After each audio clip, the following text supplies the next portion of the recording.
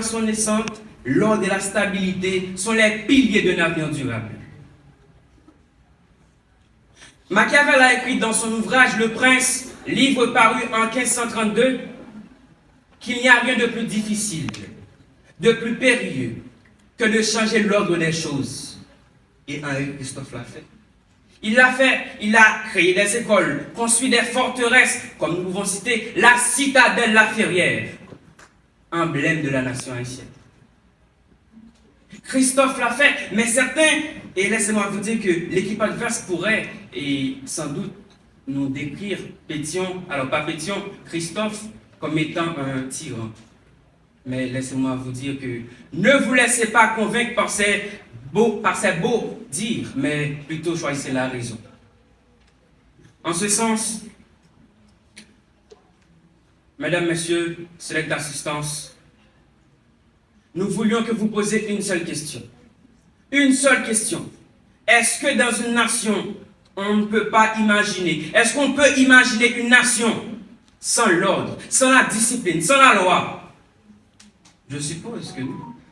Je suppose que non. Et lorsque vous aurez cette réponse aussi, vous allez savoir que le seul et unique coupable du déclin d'Haïti, c'est bien Alexandre Pétion. Mais pas comme pourrait l'équipe adverse nous dire que c'était Henri Christophe, le seul roi de l'Amérique. Réveillez-vous et agissez avec raison. Mesdames, Messieurs, merci.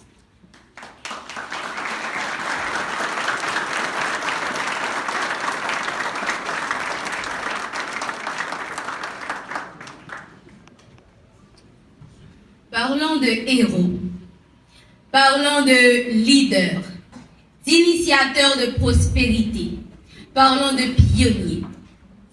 Mesdames et messieurs, si aujourd'hui, me tenant devant vous, je vous demandais de me citer des héros haïtiens ayant radicalement impliqué le sort de notre peuple, vous me citerez sans doute, après Jean-Jacques Dessalines, Henri Christophe. Souverain bâtisseur, despote éclairé, unique roi qui ait jamais connu la Caraïbe, fondateur du royaume du Nord, Sa Majesté, Henri Ier. L'histoire ne tarit pas d'éloges sur cet homme. Thomas Madiou, de l'histoire d'Haïti de 1847 à 1858, le dit profondément soucieux du progrès national. Beaubrun Ardouin, dans Études sur l'histoire d'Haïti de 1853 à 1860, relate que Christophe voulait construire une nation stable et respectée. Cyril Lionel Robert James, dans The Black Jacobins de 1938, en parle comme une figure de discipline et de reconstruction. Je pourrais vous citer encore et encore des sources intarissables d'éloges sur ce grand homme, mais j'ai peur d'être intégré dans le rang du fanatisme aveuglé que constitue la partie de Madresse. Oui, des fanatiques aveuglés qui mènent une campagne d'invisibilisation contre une ribambelle de grands hommes et de grandes femmes ayant valablement impacté l'histoire de ce peuple. Mon équipe et moi-même serions honorés de les représenter tous.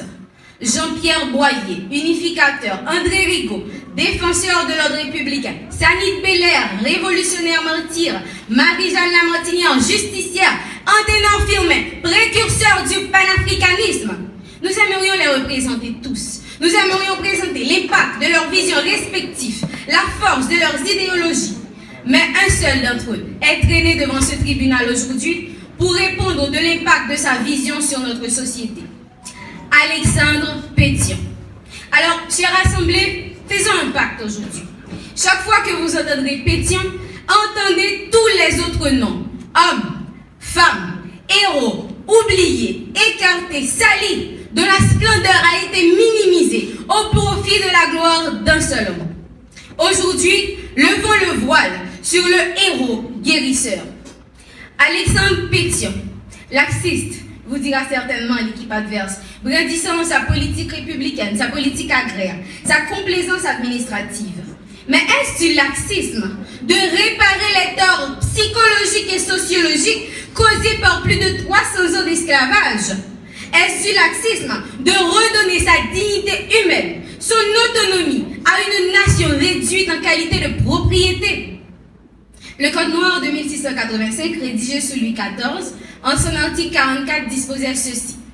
Déclarons les esclaves être meubles et comme tels, entrer dans la communauté. L'article 28, déclarons les esclaves incapables de toute propriété et que tout ce qu'ils acquièrent appartienne à leur maître en pleine propriété. Comment bâtir une nation fière et prospère sur les blessures de ces acteurs anciennement réduits en sous-hommes? Faut-il faire perpétuer la tradition du travail forcé? Faut-il instaurer un système tyrannique calqué sur la monarchie européenne, inadapté aux réalités sociologiques du premier peuple noir libre? Quoi de mieux pour implanter l'honneur et le sentiment d'appartenance chez ce peuple anciennement asservi que de lui donner ce qu'il n'a jamais eu? Un bien doté du symbolisme du chez-soi, une portion de terre pour lui rappeler qu'il peut désormais jouir du travail de ses mains, un système politique qui lui donne enfin le pouvoir sur son avenir. Tout à l'heure, j'ai été étonnée d'entendre mon confrère qualifier Henri Christophe de civilisateur. Civilisateur, vous dites, avec l'esclavage modernisé? Il l'a aussi qualifié d'homme discipliné. De quelle discipline parle-t-on? C'était de l'asservissement. Contrairement à Henri Christophe, qui a modifié le système esclavagiste en une monarchie implacable, dont le seul but était de combler son ego démesuré, au mépris total des séquelles d'un peuple fraîchement libre, Alexandre Pétion s'est montré soucieux de guérir. Honorons ce héros. Merci.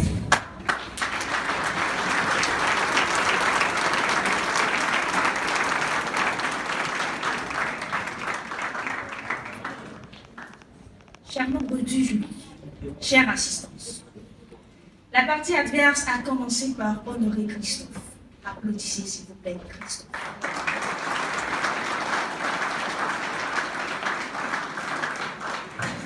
Cette partie a précisé souverain, bâtisseur.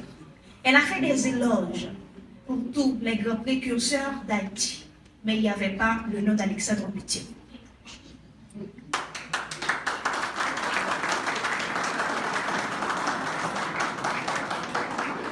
Mesdames et messieurs, je vous invite à être attentifs. La partie adverse a un sérieux problème de vocabulaire. En disant le voile, alors que voile est du genre féminin d'après le dictionnaire Larousse.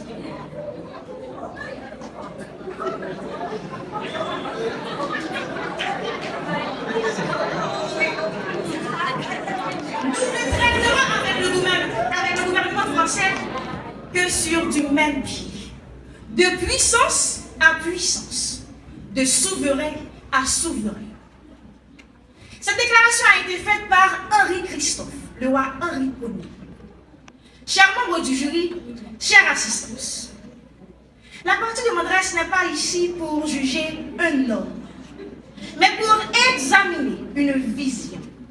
Une vision née de la fureur du monde, trempée dans le sang, forgée de la tempête de l'histoire et à la sueur d'un peuple qui a su à peine à conquérir son souffle, son droit d'exister, l'indépendance d'Haïti.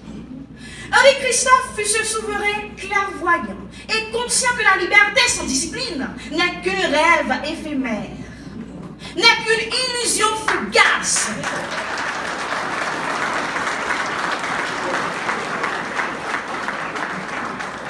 Une flamme vacillante, mesdames et messieurs, prête à s'éteindre au premier vent du désordre. Pendant que Pétion lui offrait la chaleur stérile des paroles, la mollesse des idées aussi légère que souffle, Henri Christophe a su donner à cette liberté un socle, une forme, une armure. Mesdames et messieurs, je vous invite encore à contempler la 8e merveille du monde qu'il nous a léguée.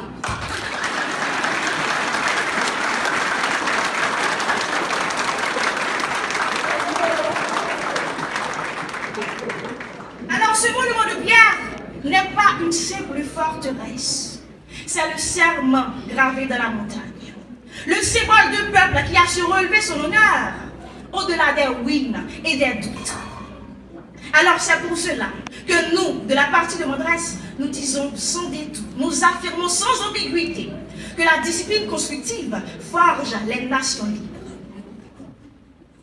Le modèle Christophe se repose sur 3 piliers, mesdames et messieurs. Il y avait la reddition des comptes, une discipline et aussi la méritocratie.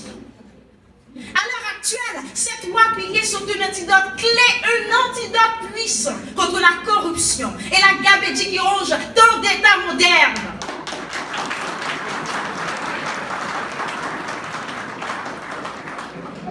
Il y a l'historien haïtien, le professeur Rémi Zamor, dans un ouvrage intitulé « Histoire d'Haïti » publié en 1992, explique qu'il y avait un général nommé Vatey, le général Vatey. Sous Dessalines, le général Vatey était un modèle de corruption. Et mesdames et messieurs, sous Christophe, ce même général, le général Vatey, s'est converti en modèle d'honnêteté. Alors, une autorité centrale, lorsqu'elle est exercée entre les mains d'un homme, de leader intègre et visionnaire, ce n'est pas une porte ouverte à l'abus de pouvoir, mais plutôt la garantie de l'application de la loi et aussi la réalisation des grands projets nationaux. Alors la politique étrangère de Christophe était pragmatique et souveraine. Il a habilement joué de la rivalité qu'il y avait entre la France et aussi l'Angleterre pour assurer des débouchés commerciaux sans être soumis à aucune puissance. Alors il a aussi cherché une reconnaissance internationale sans compromis. Alors face à une mondialisation qui menace tant d'États modernes, surtout l'indépendance de ces petits États et aussi les spécificités, une vision christophienne, souveraine et farouche est bien plus actuelle que jamais. Le Code Henry de 1812, mesdames et messieurs. Ce code avait été analysé par une anthropologue canadienne, Micheline Labelle, dans un ouvrage intitulé « Idéologie de couleur et classe sociale en Haïti », publié en 1978. Micheline a précisé que ce code établissait déjà un embryon d'état de droit, avec séparation de pouvoir et aussi une justice indépendante. Donc il n'y avait pas un roi caprice de pouvoir, il n'était pas un tyran, mais plutôt la volonté de bâtisseur. Il n'était pas comme ce président Pétion avare de pouvoir qui ne respectait même pas sa constitution, mais plutôt l'ingénieur social qui voulait instaurer de l'ordre à travers le carreau postcolonial. Il a su que la dignité d'une nation se mesure à la solidité de ses institutions, non à la beauté des discours. Car sous sa férule, le nord d'Haïti connaît une prospérité que l'histoire a trop souvent ignorée. Le sociologue haïtien Laïnek Urgon, dans un ouvrage intitulé « Culture et dictature d'Haïti », publié en 1979, a analysé comment le projet économique de Christophe, fondé sur le travail, une économie sans dette, et aussi un peuple nourri par son propre travail. De quoi être fier. Alors, ce même travail a servi de base à une structure politique ayant des conséquences sociales et durables. Alors, Christophe avait compris avant l'heure que la liberté politique sans souveraineté économique n'est qu'un mirage. Alors, mesdames et messieurs, méfiez-vous de la partie adverse. Soyez attentifs et vigilants. Car Christophe n'a pas imposé la discipline par goût du pouvoir, mais pour répondre à une nécessité biologique et sociale, qui est celui de permettre à un peuple naissant de survivre dans un environnement hostile.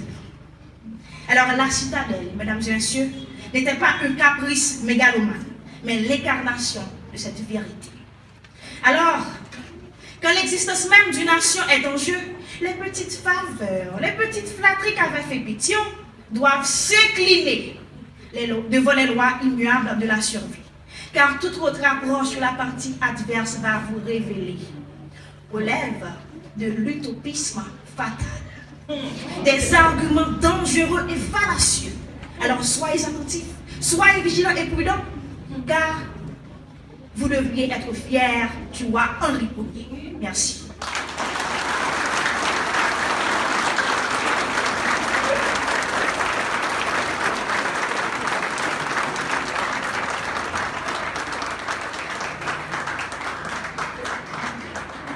Honorable,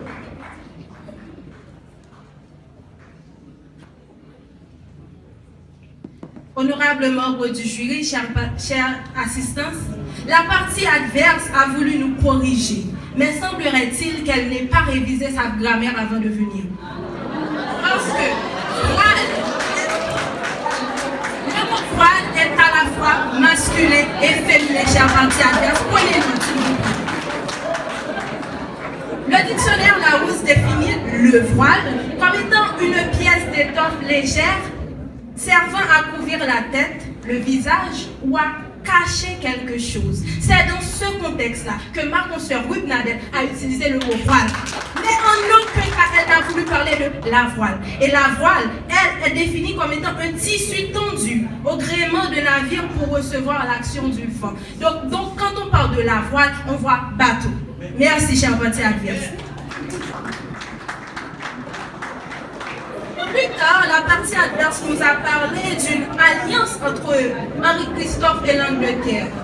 Mais permettez-moi de vous dire, chère assistance, et aussi la partie adverse, que Christophe a entrepris uniquement des relations diplomatiques stériles avec l'Angleterre. C'est-à-dire, ces relations n'ont apporté aucun fruit.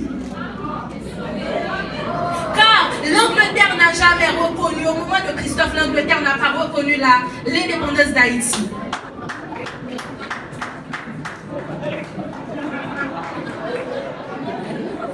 Plus tard, la partie demanderesse nous a dit que Christophe voulait instaurer l'ordre dans le désordre, que son royaume était un gouvernement fort, mais pourquoi? Oui, mesdames et messieurs, pourquoi après la mort de Christophe, son royaume s'est éteint avec lui? S'il était aussi fort, mesdames et messieurs, pourquoi il n'a pas perpétué dans le temps? Qu'est-ce qu'il n'allait pas? Bien qu'il n'était pas aussi fort qu'on le croyait. J'ai prévu de commencer mon discours avec une citation de Jean-Jacques Rousseau. Cette citation est tirée de son livre « Du contrat social ». La citation est la suivante. « L'homme est né libre et partout il est dans les fers. » Mesdames et messieurs, cette citation s'applique parfaitement à la situation de servitude, d'asservissement, de domination dans lequel se trouvait le côté nord du pays au lendemain de l'indépendance. Oui, ce peuple qui autrefois a été asservi par les Blancs s'est retrouvé maintenant sous les joutes implacables. De qui? De son père, son congénère. Oui, un homme qui s'est battu à leur côté pour l'obtention de leur liberté. À noter qu'ils ont acquis leur liberté au prix de leur sang. Ils se sont battus pour l'avoir. Mais Christophe, pour satisfaire son ego, démesuré d'ailleurs, il les a asservis une fois de plus. Nous, de la partie défenderesse, nous ne sommes pas là pour mener une bataille contre Christophe. Nous ne sommes pas en guerre contre Christophe. D'ailleurs, nous sommes tous des Haïtiens. Mais nous sommes là pour lever le voile. Oui, pour lever le voile sur les atrocités, les cruautés et les malversations que Christophe a commises. La partie défenderesse poursuit avec son premier argument. Christophe a consciemment reproduit les systèmes de domination coloniale. Au lendemain de l'indépendance, qu'est-ce que Christophe a fait? Il a une fois de plus asservi le peuple. Système de travaux forcés. Il les forçait à travailler. Et mesdames et messieurs, ce n'est pas moi qui le dis. Car dans l'ouvrage Le paysan de Paul Morral, on retient que la masse rurale qui a édifié la citadelle La Ferrière et le palais de Sans Souci est quasiment asservi.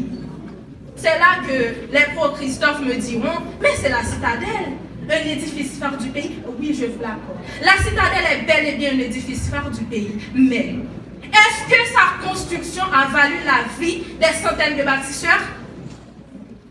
À quoi est-ce que la citadelle nous a-t-elle servi depuis sa construction jusqu'à aujourd'hui?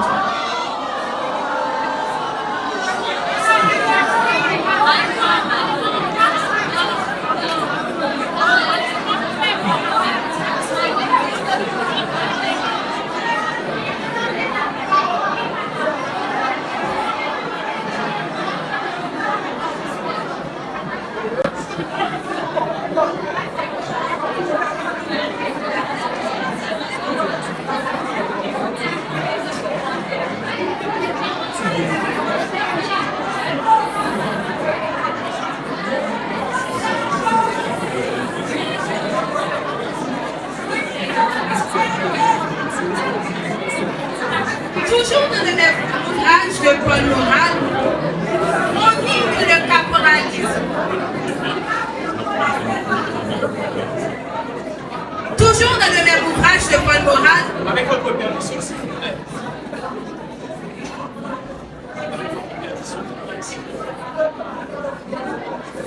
Excusez-moi un moment.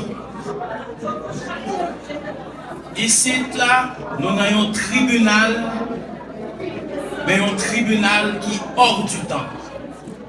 Son débat qui vient fait entre étudiants et élèves, les futurs intellectuels de ce pays. Si nous-mêmes nous ne sommes pas capables de faire débat pour s'en croire, pour essayer de retirer et pour essayer de comprendre tout, ou pour qu'on prêt pour la démocratie. Il faut apprendre, entendre et apprécier. Je ne vais pas dire que Christophe pas bon. D'ailleurs, moi-même, c'est un cap. Je grandis au cap, je fais toute classe au cap. Et si un débatteur ou bien une débatteuse baille un argument ou pas d'accord, c'est ou bien ou applaudit ou bien ou fait silence, tendez reste là. C'est ça qui fait même qu'on a deux oreilles, on a une seule bouche. Entendez plus, on parle moins et on nous apprend à apprécier. On dit nous merci.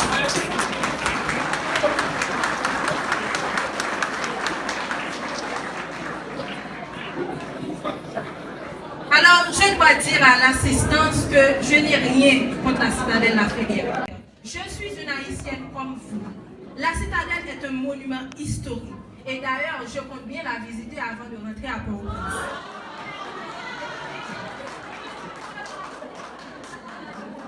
Toujours dans le même ouvrage de Paul Morales, on y lit que le caporalisme sévit dans les campagnes sous la surveillance royale de la cavalerie du royal Dahomey. Est-ce que vous savez ce que cela veut dire, mesdames et messieurs? C'est-à-dire que ces gens-là étaient forcés de travail, mais pas seulement ça. Ils avaient constamment des soldats avec des bâtons pour les faire travailler plus. Et même les châtiments corporels et la peine de mort étaient prévus. Marronnage, punition, travaux forcés, cloche qui retentit pour rappeler la reprise des travaux. Oui, mesdames et messieurs, vous l'aurez compris. C'est la nouvelle forme d'esclavage, oui, celle qui ne dit pas son nom, celle qui est cachée sous le voile de la civilisation et de l'évolution. Mais de quelle civilisation parlons-nous? Celle-là même qui ne respecte pas les réalités sociales et humaines, celle-là même qui ne respecte pas la liberté individuelle. Une civilisation qui ne respecte pas la dignité humaine, c'est de ça qu'on nous parle. Christophe, au lieu de rompre avec le système colonial, on a reconstruit un autre, sous la logique, sous un autre habit, justifiant ainsi l'idée d'un asservissement symbolique, social et économique du peuple. Dites-vous que Christophe n'a pas seulement imposé un système esclavagiste au peuple, non. Mais il a pris des dispositions légales. Par exemple, vous qui êtes ici dans l'assistance, oui, vous qui étiez mariés, mais mal mariés, et avez décidé de divorcer, dites-vous que sous la monarchie de Christophe, vous n'auriez pas pu divorcer. Vous qui êtes ici présents dans la salle, qui êtes des enfants naturels comme moi, dites-vous que sous la monarchie de Christophe, vous n'auriez pas pu hériter de votre père. Vous qui êtes dans la salle, que vous soyez baptiste, adventiste, témoin de Jéhovah ou encore vaudisant, vous n'auriez pas pu pratiquer votre religion librement sous la monarchie de Christophe. Est-ce ce que vous auriez voulu pour vous-même? Est-ce ce système que vous auriez voulu pour vous-même, votre vie et votre avenir? Dites-vous, ce Christophe que vous défendez bec et ongle, dites-vous qu'il a fait du mal à vos aïeux. Il y a probablement vos grands-parents qui ont souffert sous les jougs de Christophe. La partie adverse accordera certainement que Christophe a voulu créer une société forte. Mais comment avoir une société forte? Alors que Christophe a créé une distanciation sociale entre lui et le peuple. Lui, c'était le roi. Il a créé sa petite noblesse, une petite société repliée sur elle-même, avec titres, privilèges, avantages. Et qu'avait le peuple? Qu'est-ce que le peuple avait, lui? Il faisait fonctionner son royaume, qui d'ailleurs avait des exigences. Mais qu'est-ce que lui avait? Rien. La partie défenderesse poursuit avec son deuxième argument. Christophe est un sociopathe. Loin de moi de jouer à la psychologue, mesdames et messieurs. Loin de moi cette idée. Mais je dois vous dire que les faits sont là. Et les caractéristiques aussi. Et ces faits rentrent dans la caractéristique. La sociopathie est définie dans la psychologie générale de Spencer Ratus comme étant un trouble de la personnalité, caractérisé par le mépris et la transgression des droits. Christophe n'avait-il pas méprisé et transgressé les droits des Haïtiens? Oui, il l'avait fait. Et malhonnête êtes-vous si vous ne voulez pas l'admettre.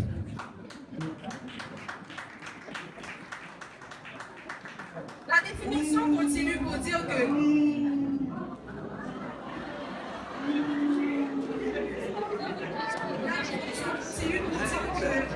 la sociopathie est caractérisée par une indifférence à l'égard des normes et des contraintes sociales, des conduites impulsives, de même que par l'absence de sentiment de culpabilité. À présent, mesdames et messieurs, c'est le moment pour moi de vous raconter une histoire, mais une histoire sanglante, une histoire cruelle, qui révèle toute la cruauté et la méchanceté de votre vénéré roi Christophe. Christophe, en juin 1812, il a perdu contre l'armée de la République de Pétion. Et qu'est-ce qu'il a fait? Il a accusé les gens de couleur d'avoir comploté contre lui. Et à son arrivée à New York, vous savez ce qu'il a fait? Il a ordonné l'exécution de tous les gens de couleur.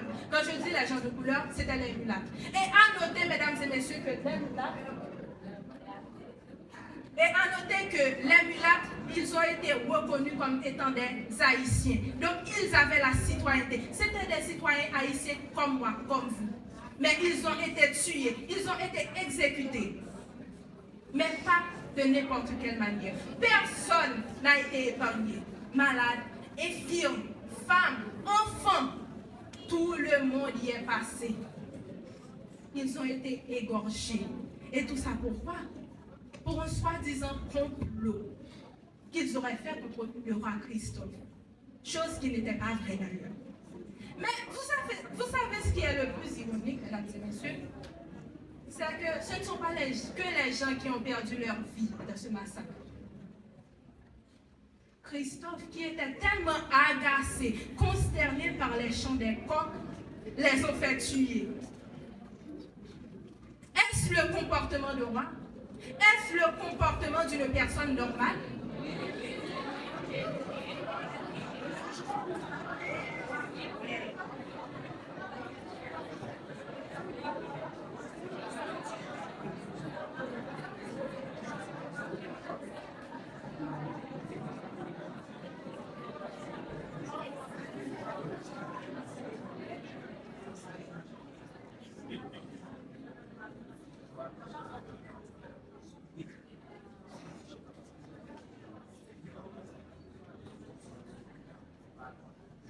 J'ai délibérément pris quelques secondes de silence.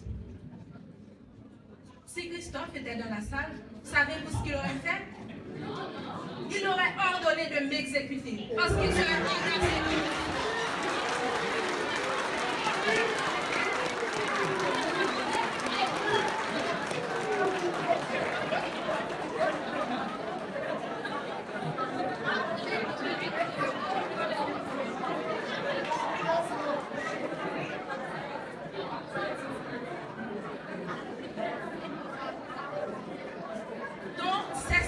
Là que vous voulez faire passer pour un saint, pour un roi, louable, mais en aucun cas il l'a été, mesdames et messieurs. En aucun cas il l'a été. La partie défenderesse pour poursuit avec son argumentation. Pétion a été un leader sur la scène internationale. Wessler Emmanuel, dans son ouvrage C'est nommé redevient Haïti, caractérise Pétion comme le politicien le plus lucide de son époque. Comme je vous l'ai dit tantôt, Christophe a entrepris des relations diplomatiques stériles avec l'Angleterre, qui n'a jamais servi. Mais Pétion, lui, il s'est imposé sur la scène internationale. Il a eu un impact sur le monde. En 1815, il a accueilli chaleureusement Simon Bolivar et l'a aidé, l'a muni en armes, munitions, bateaux, pour le permettre de continuer la guerre de l'indépendance contre les Espagnols.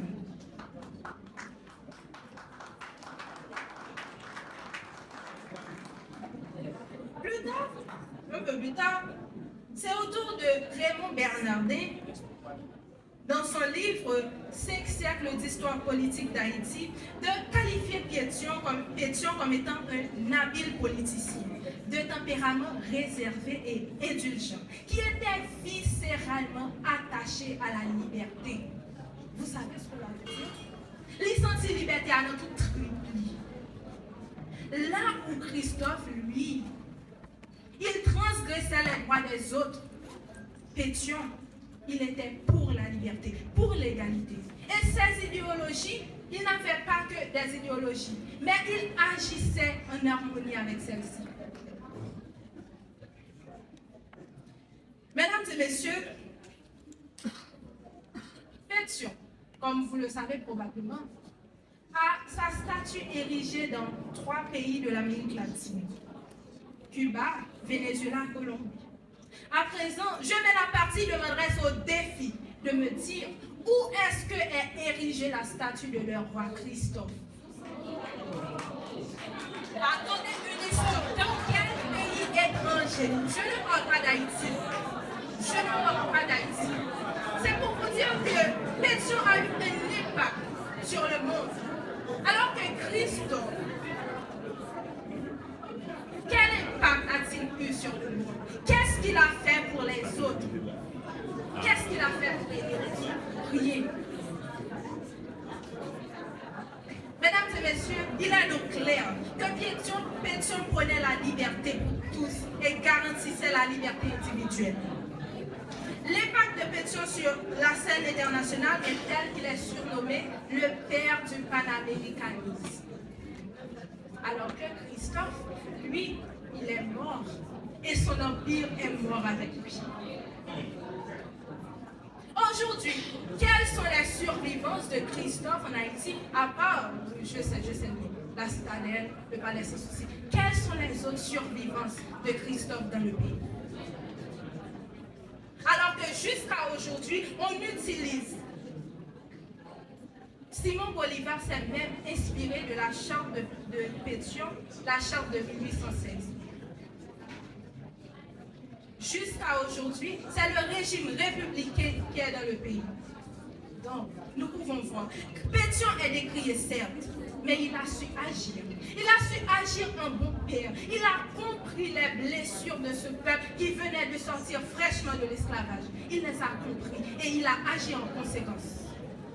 Là où Pétion a pensé les plaies du peuple, Christophe, lui, les a ravivées. Il n'a pas su agir comme le contexte le voulait.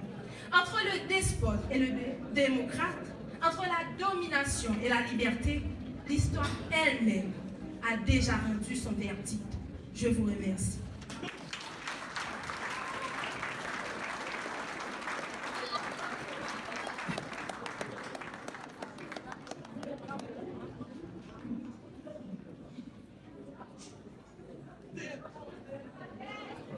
Mesdames et messieurs, ne vous laissez pas berner par une défense perdue.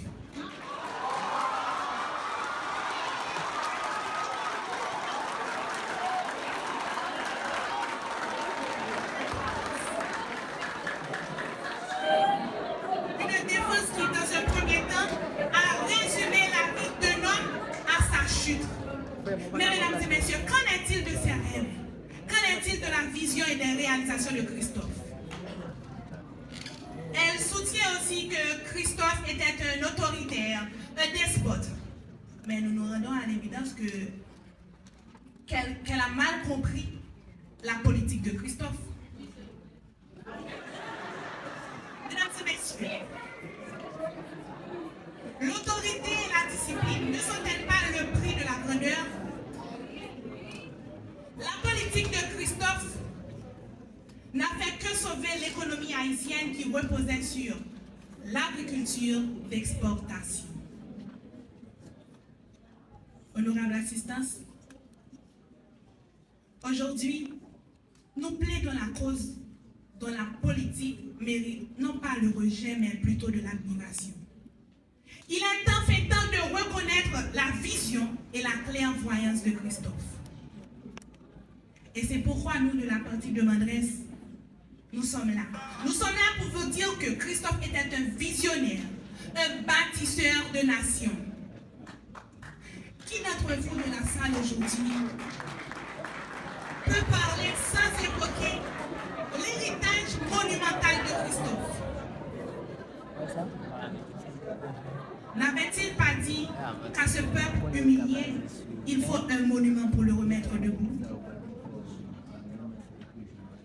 Elle est dressée comme un roc face à l'arrogance du temps. Elle reste un défi face à la fragilité humaine. Je parle de la citadelle La Ferrière, mesdames et messieurs. Et que dire du palais sans souci, qui représente aujourd'hui un symbole de résistance, un symbole de fierté, de grandeur et d'identité nationale.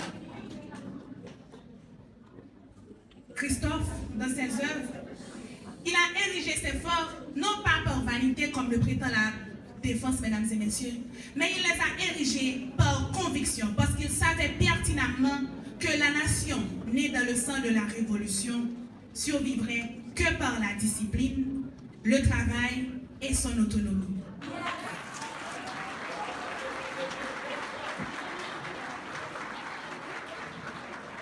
Malheureusement, qu'est-ce que nous constatons aujourd'hui? Nous constatons une défense qui tente de réduire Christophe comme étant un despote. Un bourreau pour son peuple, tout en glorifiant Pétion qui n'a fait qu'affaiblir les fondements même de l'état de droit. Alors, permettez-moi de vous poser certaines questions. J'espère que vous sauriez les répondre. Si Pétion était vraiment un modèle, pourquoi son système a-t-il engendré la corruption et la division aujourd'hui?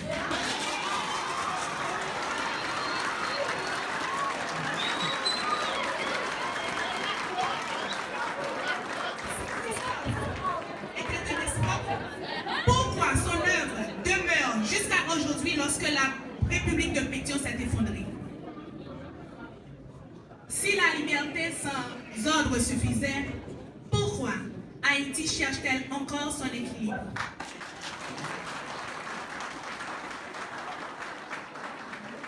Si la liberté, sans structure bien entendu, suffisait, pourquoi Haïti est-elle encore en quête d'un État digne de ce nom?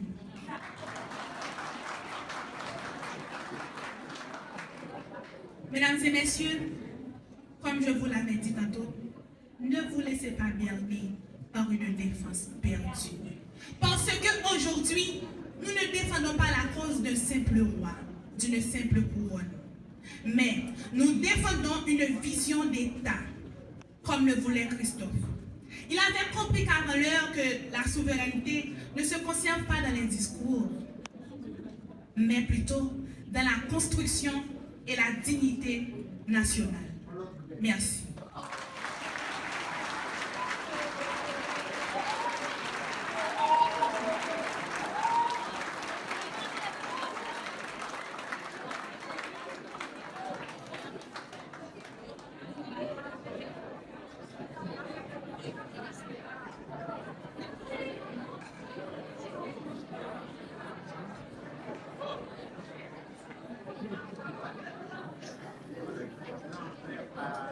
Mesdames et messieurs,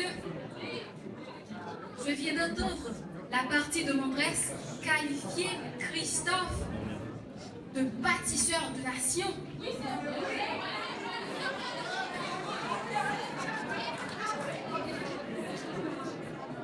Si pour être bâtisseur de nations, il faut à ce point bafouer les droits humains, alors peut-être qu'aucun dirigeant haïtien n'ait été à la hauteur du bâtiment de cadavres que Christophe a érigé dans le Nord.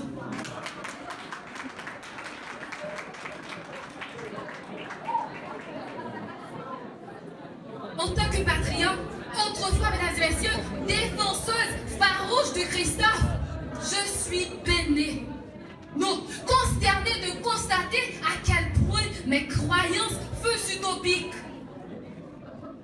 Aujourd'hui, mesdames et messieurs, je vous résume ce que l'histoire ne dit pas assez fort.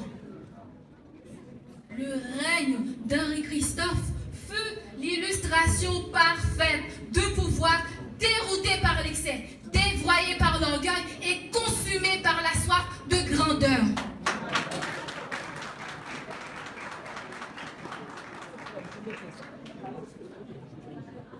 Distingués membres, chère assistance, ma consoeur Romualdez vous l'a dit. La comparaison d'ouvrages publiés sur ces deux dirigeants, Christophe et Pétion, révèle un déséquilibre frappant, un silence éditorial. Car la pensée de Pétion, la portée de ses actions, je vous le dis, mesdames et messieurs, méritait davantage que quelques pages éparses. Et je vous le confirme par les auteurs cités par la partie de Mondresse. Rémi Zamor, Wicheline Labelle, Laïnec Urbon. Remarquez, mesdames et messieurs, que pas une fois vous n'avez entendu Alexandre Pétion comme titre d'ouvrage. Il faut, je vous l'accorde, un certain courage pour défendre un roi dont le trône s'est effondré sous le poids de sa propre main de fer.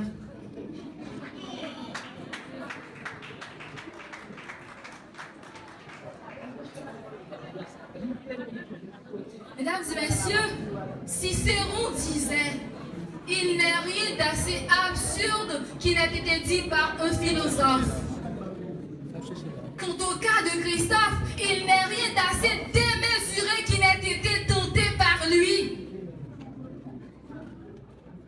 Chers membres de la partie de Mondresse, dites-nous, entre Christophe et Pétion, lequel a compris la réalité d'un peuple tout juste sorti des chaînes?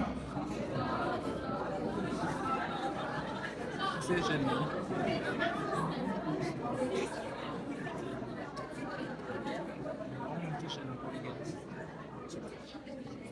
Le premier débatteur de la partie de Mondresse, mesdames et messieurs, a qualifié Pétion, je cite, prétendu républicain. Aujourd'hui, soyons honnêtes, vivons-nous dans une république ou sous une couronne invisible? Aujourd'hui, parlons-nous de République d'Haïti ou de monarchie? Christophe a-t-il élevé son peuple ou l'a-t-il écrasé sous les pierres de sa propre gloire? Cette citadelle que la partie de Mondresse brandit comme symbole de fierté.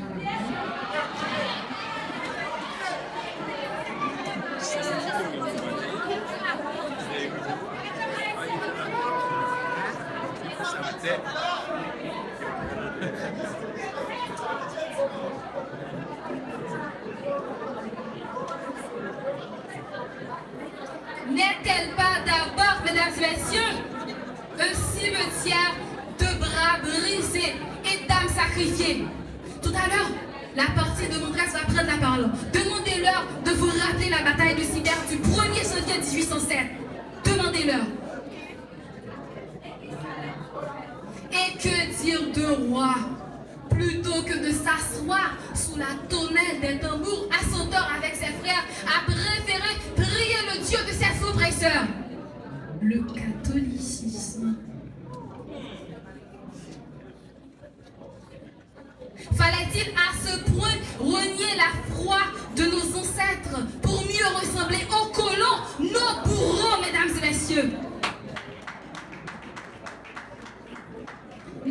sera là la plus grande ingratitude d'un homme envers son peuple.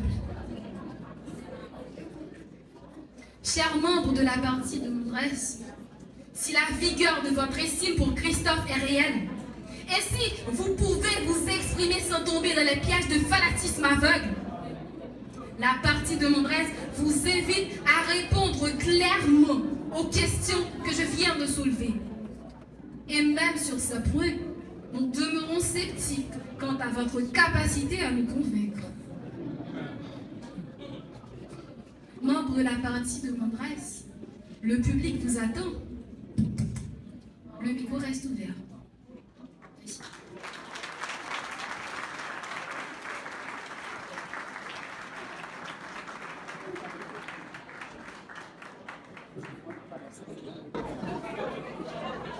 Je suis Gustave.